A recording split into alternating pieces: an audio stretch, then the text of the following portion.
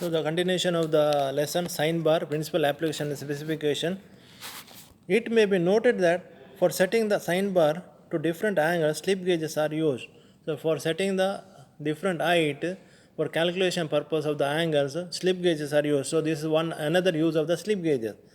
A surface plate or a marking table provides a datum surface for the setup.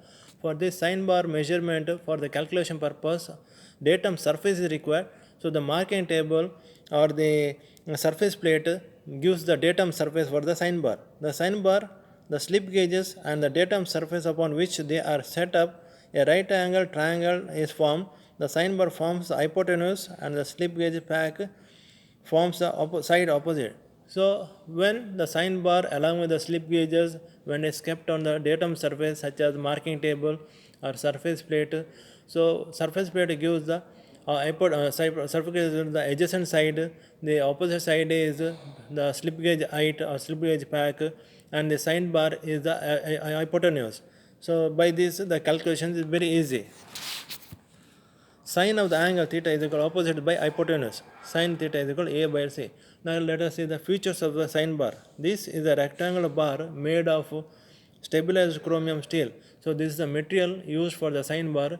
Stabilized chromium steel is used because the chromium steel is a stable material when there is a weather changes or the environment changes also, it is still it remains stable. There is no question of coefficient of expansion or no contraction. So such material is selected. So that's why chromium vanadium stabilized chromium steel is used. The surface are accurately finished by grinding and lapping. The surface of the sign bar is accurately finished by grinding method. After grinding is over, even though the grinding is finished, the surface won't be flat. So for that purpose, lapping also done. To precision, so this lapping is done not only for leveling the surface, even also for getting the good finish. Two precision rollers of the same diameter are mounted on either end of the bar. The center line of the roller is parallel to the top face of the sign bar. So at the both end of the sign bar, two precision rollers of same diameter are fitted, accurately fitted, and the bottom surface, that means the rollers base of both the rollers is parallel to the top surface of the sign bar. There are holes drilled across the bar. This helps in reducing the weight and also it facilitates clamping of the sign bar for on angle plate. So on the sign bar body, holes are provided. These holes are used for reducing the height of the sign bar.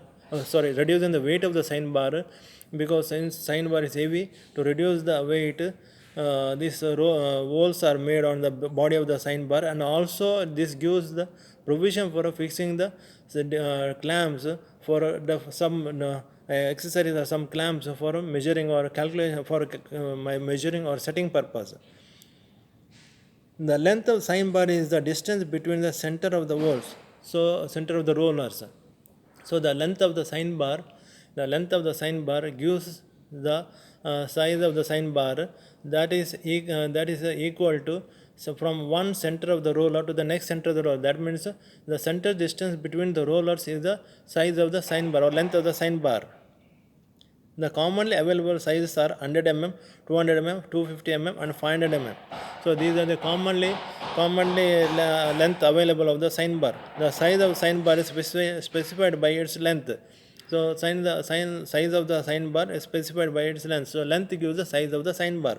Users. Sign bars are used when a high degree of accuracy to less than 1 minute is needed for. So when it is used, the sign bar used very high degree of accuracy required in angles. Or when job is there, angle to be calculated, already the job is finished but the angle is unknown. To calculate the angle, the sign bar is used. So where the accuracy of sign bar less than 1 minute, when the accuracy required less than 1 minute, that time the sign bar is used. So measuring angles, marking out, setting up for machining.